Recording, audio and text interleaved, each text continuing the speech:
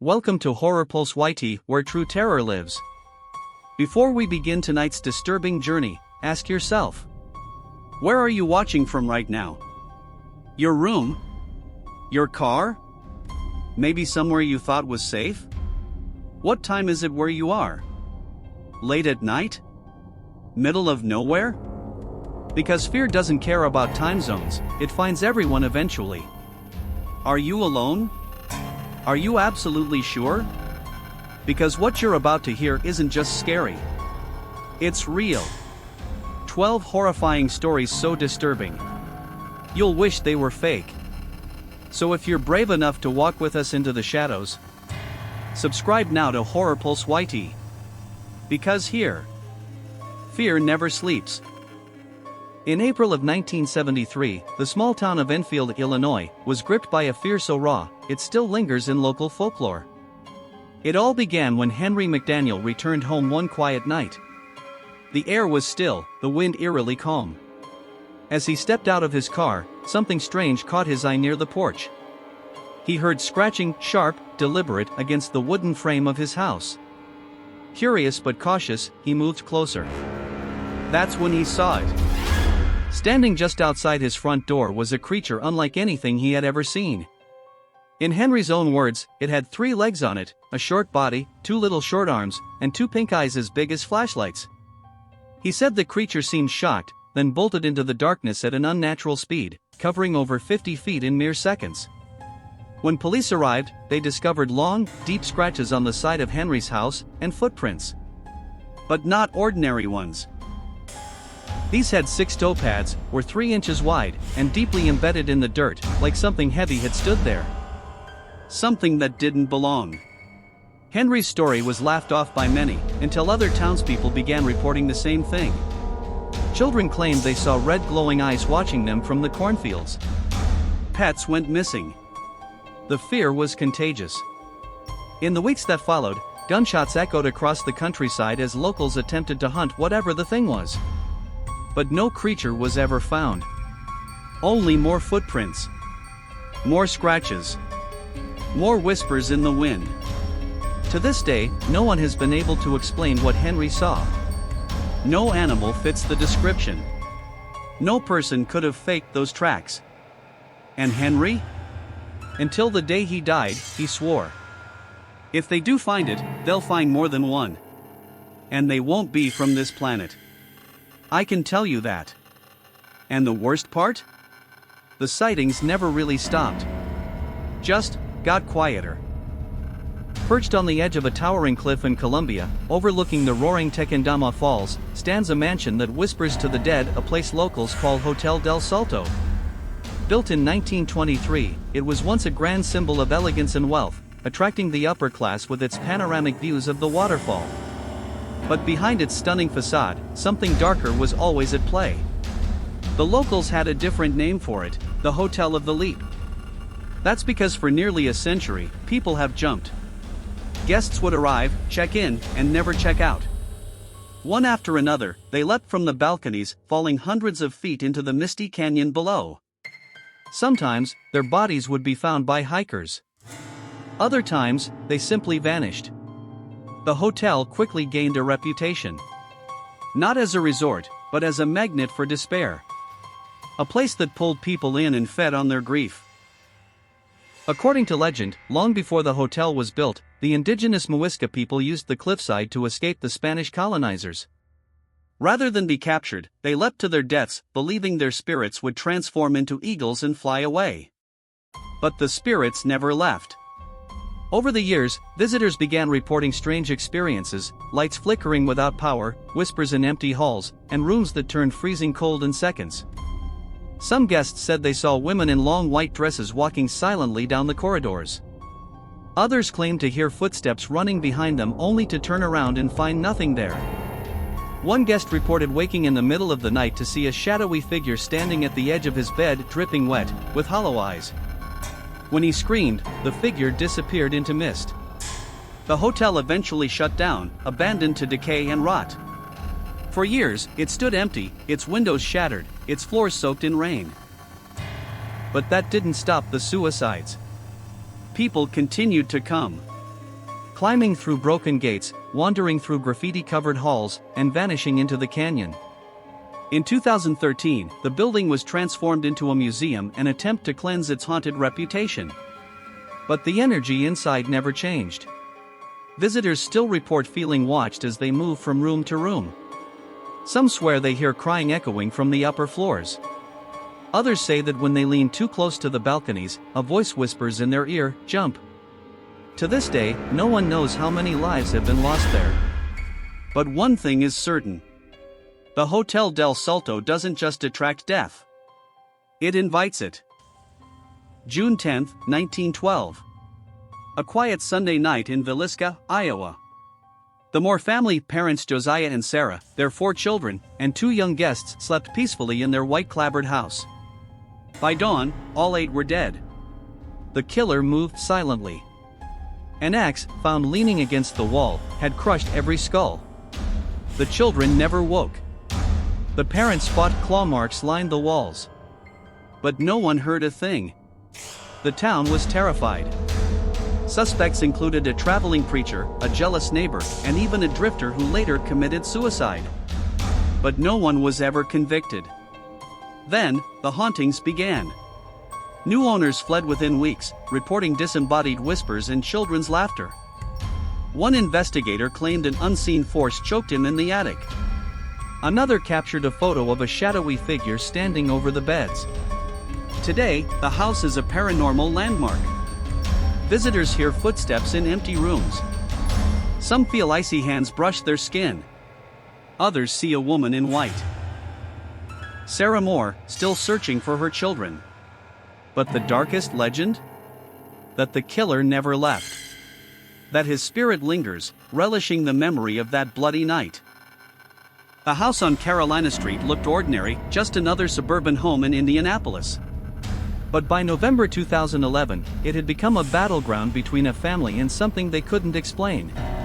It started with noises, scratching inside the walls, footsteps when no one was there. Then came the smells, rotting meat, sulfur. The Ammons children, aged 9 and 12, began suffering violent fits, their voices dropping to guttural growls. They levitated. They spoke in languages they'd never learned. One night, their mother, Latoya, watched in horror as her daughter crawled backward up a wall like a spider, her head twisting 180 degrees. A Catholic priest was called. He documented over 200 paranormal events, crucifixes flying off walls, invisible hands choking family members, the children's beds shaking violently. The entity or entities mocked prayers, hurled objects, and left 3-fingered claw marks on doors. At one point, the youngest child was thrown across the room by an unseen force. Police were baffled. Social workers witnessed a chair sliding on its own. A forensic investigator captured EVP's whispering threats. Medical tests showed no signs of mental illness, just unexplained bruises and burns. The family fled after the priest performed an emergency exorcism. But the house retained its darkness. New tenants reported shadows moving at the edges of their vision, disembodied whispers saying "you're next." The case remains one of the most documented modern exorcisms in U.S. history. Was it demons? A poltergeist? Or something that had been waiting in that house long before the Ammons arrived? One detail still chills investigators: the disturbances didn't follow the family. They stayed in the house. As if whatever was there was exactly where. The desert wind howled through the abandoned ranch house, carrying whispers of the dead. On July 24, 1984, police responding to a neighbor's complaint about gunshots made a grisly discovery: 16 bodies arranged in a perfect circle in the living room of a remote Utah property. Each corpse held hands with the next, their faces eerily peaceful. A single revolver lay at the center.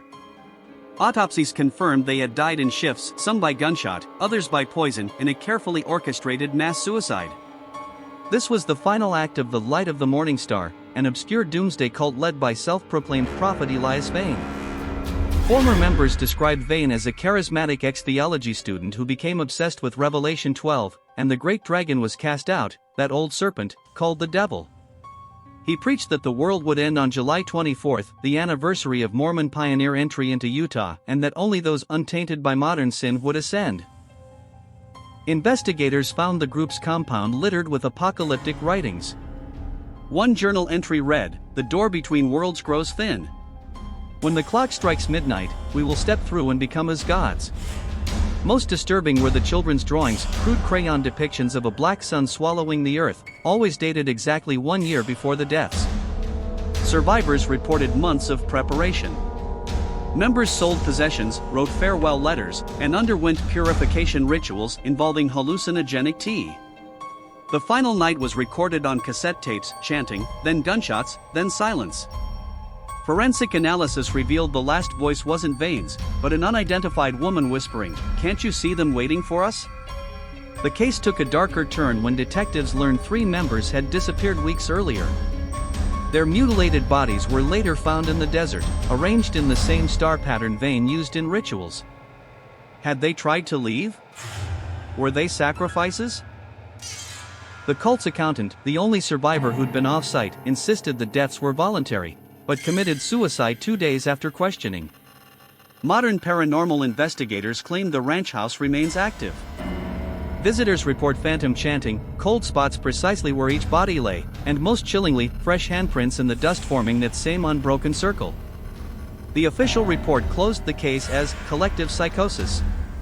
But in Utah's high desert, where the stars burn too bright and the silence stretches too far, some swear they've seen 16 figures walking at midnight, always in. The first call came at 3:17 a.m. "You should really lock your back door," the voice whispered. For Jennifer, a 28-year-old barista in Bellingham, Washington, it was just the beginning of a months-long nightmare. The calls always came from blocked numbers.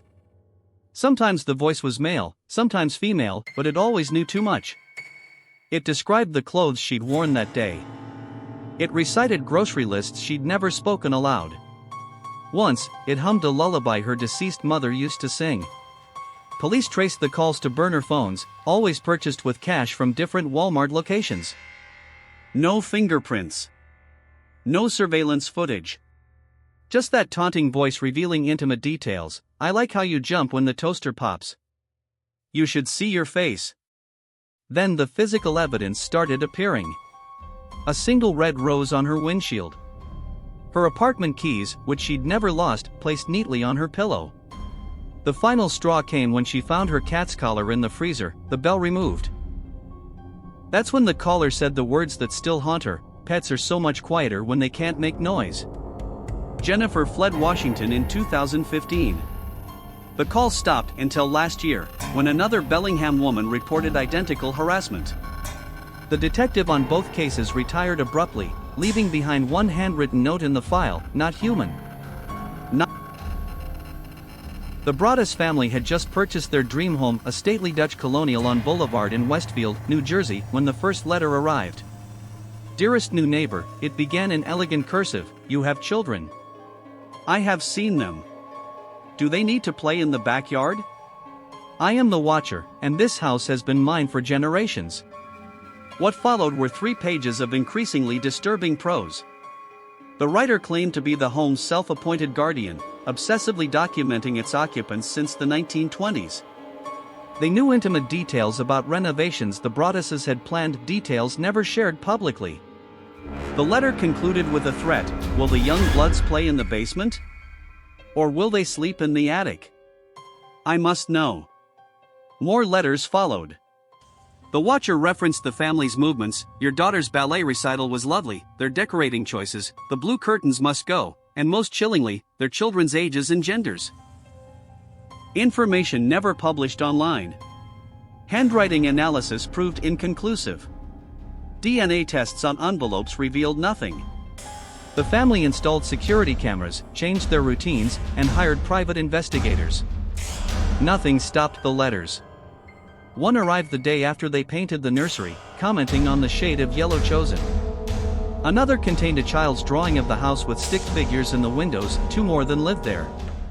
Neighbors were questioned. Former owners investigated. No viable suspects emerged. Forensic linguists noted the letters' anachronistic phrasing, like someone imitating 1920s grammar, and disturbing fixation on the home's bones and young blood. After spending $100,000 on security and legal fees, the Broadduses abandoned the house without ever moving in. New owners purchased it in 2019 at a $400,000 loss. The Watcher's final letter to the family? You have released me. But the house never will. The dinner invitation seemed innocent enough. René Hartevelt, a 25-year-old Dutch exchange student living in Paris, met Issei Sagawa through their literature program at the Sorbonne. He was polite, scholarly, and utterly obsessed with her. On June 11, 1981, he invited her to his apartment under the pretense of translating poetry. What happened next became one of history's most infamous crimes. After shooting René in the neck with a rifle, Sagawa spent 2 days meticulously dismembering her body. Police later found pages of his journal describing how he ate parts of her thighs and breasts, calling it the most exquisite sushi. He preserved her head in his refrigerator, occasionally talking to it. When arrested trying to dispose of the remains in a nearby lake, he calmly told officers, "I just wanted to keep something beautiful inside me forever." The trial that followed exposed Sagawa's lifelong cannibalistic fantasies. As a child in Kobe, he'd written school essays about wanting to become one with his crushes. His Tokyo University professors recalled disturbing short stories featuring consumption as the ultimate act of love. Psychiatrists diagnosed him with erotic cannibalism paraphilia, but French courts deemed him unfit for trial and deported him to Japan. There, the story took a surreal turn. Japanese authorities released Sagawa in 1986, considering his time in French custody as served detention. He became a macabre celebrity, writing restaurant reviews, appearing on game shows, and even publishing an autobiography titled In the Fog. His 2005 art exhibition featured mannequins posed as dismembered women. René's family never received justice. Her brother told reporters, "He didn't just kill my sister. He turned her into a spectacle." Sagawa died in 2022, having never expressed remorse. His final interview contained this chilling statement: "The taste of human liver stays with you longer than any other memory." The doll arrived in 2014, a gift for a little girl named Giselle. At first, Elsa seemed ordinary, a beautiful porcelain doll with delicate features and a vintage blue dress. But within days, the family noticed something was wrong. Elsa moved on her own. Giselle's parents dismissed it as imagination until they caught the doll in different positions overnight. Her head would turn. Her arms shifted. Once, they found her standing upright in the middle of the room, though she had no mechanism to stand. Then came the whispers. Giselle began talking to someone named Elsa, giggling at empty air. When her mother asked who she was speaking to, the girl replied, "The lady inside the doll." The family's dog refused to enter Giselle's room, growling at the doorway. Electronics malfunctioned near the doll, lights flickered, phones died. One night, Giselle's father woke to the sound of faint singing, a woman's voice humming a lullaby from the doll's shelf. Desperate, they consulted a priest. He blessed the house, but the activity only worsened. Elsa's glass eyes seemed to follow them. Objects flew off shelves. The final straw came when Giselle woke screaming, claiming Elsa had whispered, "I'll take you with me soon." The family locked the doll in a trunk and donated it to a paranormal museum. But the curator reported strange events. Elsa's face would change expression when no one was looking. Visitors felt icy fingers brush their necks. Some even photographed a misty figure standing beside the doll. Theories swirl: was Elsa possessed by a spirit? A cursed object? Or something that merely pretends to be a doll? One thing is certain, Elsa is still waiting for her next owner. The elevator doors opened to an empty hallway. But Elisa Lam wasn't alone. It was January 31, 2013, at the Cecil Hotel in downtown Los Angeles, a budget establishment with a dark history of suicides and violent deaths. Elisa, a 21-year-old Canadian tourist, had been staying there while traveling alone. The last footage of her alive came from the hotel's elevator security camera. In the video, Elisa steps into the elevator and frantically presses multiple buttons. She peers out into the hallway, her body language tense, as if reacting to someone just out of frame. At one point, she retreats into the corner, arms raised defensively. Then she steps out, gesturing wildly at nothing or no one, before disappearing down the hall. The elevator doors remain open, unmoving, for an unnatural length of time. Days later, guests complained of low water pressure and a strange taste in the tap water. Maintenance workers checked the rooftop water tanks and found Elisa's naked body floating inside. The heavy lid had been closed. There were no ladders or access points to explain how she could have climbed in herself. The autopsy revealed no signs of struggle, only traces of her bipolar medication. Officially, her death was ruled an accidental drowning. But the questions lingered. Why